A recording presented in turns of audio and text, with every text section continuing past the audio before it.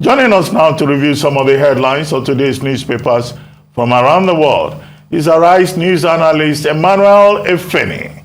Great Malabai. Good morning, Ruben. Good morning, Rufai. Good morning, Ayo. Good morning. Yes, we start with this day, Nigeria's newspaper of record. Well, all the top stories, you seem to have discussed them all morning. But we'll look at the stories here. Now, the lead story, court stops Buhari, CBN orders from suspending Naira Redesign, extending cash swap deadline. Summons bank chiefs over alleged economic sabotage. Kaduna, Kogi, Zamfara drag federal government, Apex Bank to Supreme Court. Want old notes to remain in circulation. 14 parties, candidates, chairmen threatening to boycott polls if CBN suspends policy. Alleged plans by top politicians to organize violent protests against Apex Bank. EFCC arrests bank manager over refusal to upload 29 million naira new notes of Baseki back CBN. Abiodun engages central bank's officials over naira scarcity. Yes, new dimension into the issue of this redesign. Naira, which is yet to permeate every nook and cranny as regards its distribution. Now, for, of course, the ex parte motion there that has been obtained, given by Justice Eneojo Eneche, has given that injunction, stopping the federal government and the CBN from extending the cash swap deadline.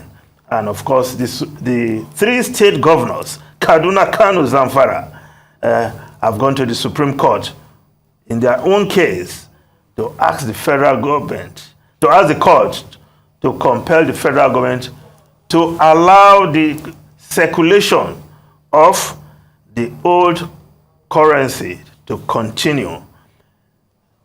Now, do they really have a case? You want to say, why are the state governments going to court? Of course, some of these states have complained that a number of their local governments don't even have banks for people to go and exchange their old currencies. Are they doing it in the interest of their people or other interests? Well, I think the courts are there to be approached by aggrieved parties. In this case, the Supreme Court, the state governments have gone to court. We'll see how that pans out. Now, above that story, PDP, APC, Tinubu in 22.5 billion naira swap for vote buying. Provide evidence of your claims. Ruling party fires back. Opposition party tells Abdul Razak blackmailing traditional institution won't save him. Well, this is an allegation by the PDP. Of course, the spokesperson, Debo Ologunagba, made that allegation in a statement yesterday, alleging that in Kano, the APC has 22.5 billion naira old notes, which they are planning to change in that location and ship part of it to Lagos. It is an allegation. APC is saying, show us proof. Well, for those who are monitoring, whose duty it is to monitor the movement of money, central bank and the security agencies, this should also tickle their fancy. If it is smoke without fire, so be it. If there is truth to it, the security agencies and the bank CBN officials who are monitoring the situation should let the public know. Now, if we just move over to other newspapers, the Guardian newspaper, Naira swap, court restrains Buhari, CBN on February 10 deadline, while the Vanguard newspaper is reporting old notes don't extend February 10 deadline. Court tells federal government CBN. And of course, the Daily Trust newspaper, Naira fuel crisis could hamper Nigeria's election. That is the World Bank raising that alarm. Kaduna, Zamfara, Kogi, sue federal government, 14 political parties threaten poll boycott if Buhari must act to douse tension. The president said he should be given 7 days to solve this problem. We are counting, Mr. President, and we hope in the next few days this problem will be over. We hope this will be the case. Now, the Nation newspaper, governors ask Supreme Court to halt CBN's Naira swap deadline. Now, if we just look at the Tribune newspaper, I will just keep the lead story there. We'll skip the lead story and look at Wike secures court order, moves to stop suspension from PDP. Well, if you flaunt anti-party activities like the governor has been doing against his own party, of course, you must be afraid of something. And you know, if he comes out, that's Wike now, the governor against Wike, and openly declare for any presidential candidate, as he has been threatening to do since last year. Of course, the party will have to wield the big stick, but now it's gotten a court order stopping the party from suspending him from the party, the PDP he loves so much, and he doesn't want to leave the party. Now, the other story above the masses, Supreme Court affirms Lawan as Yobe North APC senatorial candidate. Well, the lawyers have spoken on this program. What can we say? Well, Bashir Mechina, who became famous as placeholder, and he said, no, I am not a placeholder. But it seems the Supreme Court has put him in his place. But the dissenting judgment, 2 to 3, majority judgment 3, 2 justices had different ideas and they are very strong views. Well, but if you look at what they are saying, you wonder how the lower court skipped this issue of technicality. The appeal court did not see that, and the 2 justices of the Supreme Court who had dissenting judgment also did not see it. But again, Ruben, the way you put it, yes, the Supreme Court is final, but they are not infallible.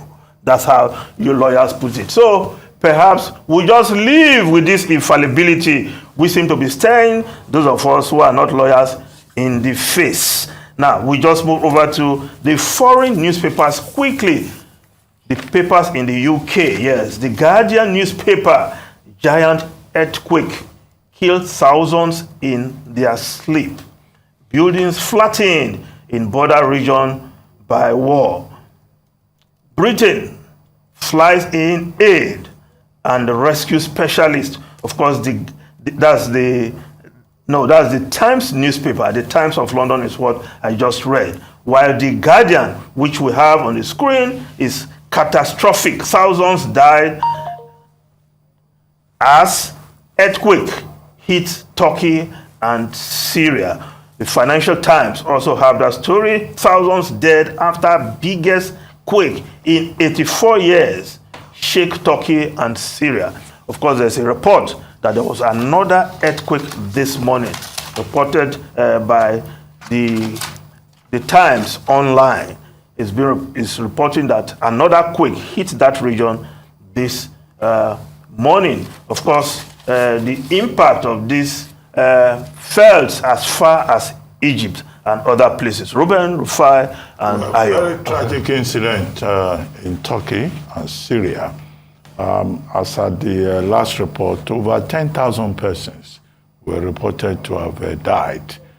And this again writes, or writs large, to use that famous phrase, the conflict between man and nature. I mean, the worst earthquake in the history of that country for a very long time, since 1936. Yes, 84 years ago. Yes, and you had so many people dying. 7.8, magnitude quake at 4:10 a.m., first, and then later in the day, 7.7 magnitude earthquake, and people just going about their normal businesses, being caught in this conflict, perpetual conflict, since the beginning of the times between man and nature.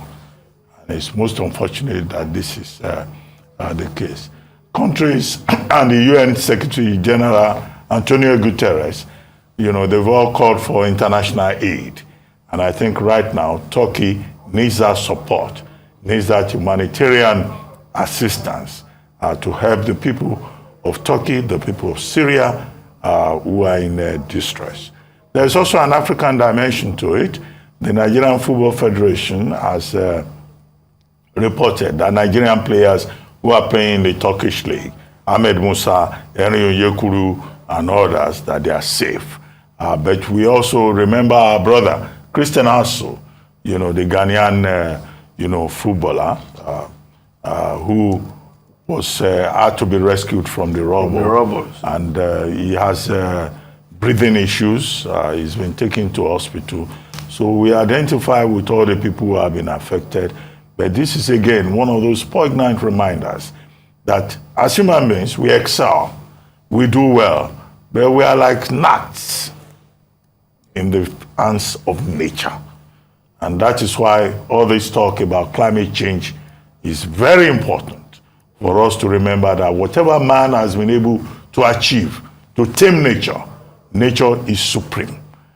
And at moments like this, you are reminded of the vulnerability of man, in spite of man insisting that he's top of the human chain, the existence chain, as you were taught.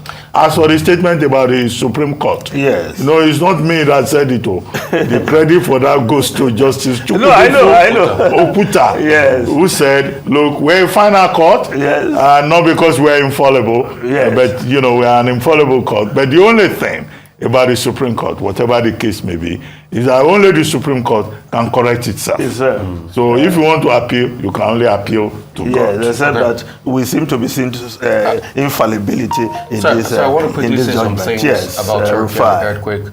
All those areas, Turkey, Syria, Iran, falls in a place called the tectonic ring of fire. It has long been known that earthquake might happen, even if it's been recessive over the years. But nobody knows when it will happen. But it has not been known that earthquake will happen. And there's some reports that say activities around, the tectonic activities around that place show that something was going to happen at some point. And the first earthquake that happens, the scale for measurement is called the Richter scale. If the first earthquake that happened is higher on the Richter scale than the aftershocks, then it becomes the main earthquake. If the aftershocks are higher than the initial earthquake, then the aftershock becomes the main earthquake in that epicenter. So in this one, 7.6 on the Richter scale, you've got aftershocks, that are lesser on the Richter scale. And it's just all around tectonic ring of fire. There's an African dimension to it, like Dr. Batia sounded off. Also, would like, people to reach out. There are lots of Nigerians schooling in Turkey. Yes. Please reach out to your family members, and if possible, the Ministry of Foreign Affairs should set up a desk where they can reach out to these members and reach out to the Nigerians and see how they can evacuate them. So it's time for them, apart from the Nigerian Football Federation talking about, the Ministry of Foreign Affairs, NIDCOM, should set up a desk to start seeing how they can get people out of Turkey and advocate for getting them out. We need to go out here. Okay. I hope that the Federal Ministry of Foreign Affairs will be awake to its responsibilities. But this is a humanitarian disaster affecting the whole world, not just Nigerians or Ghanaians.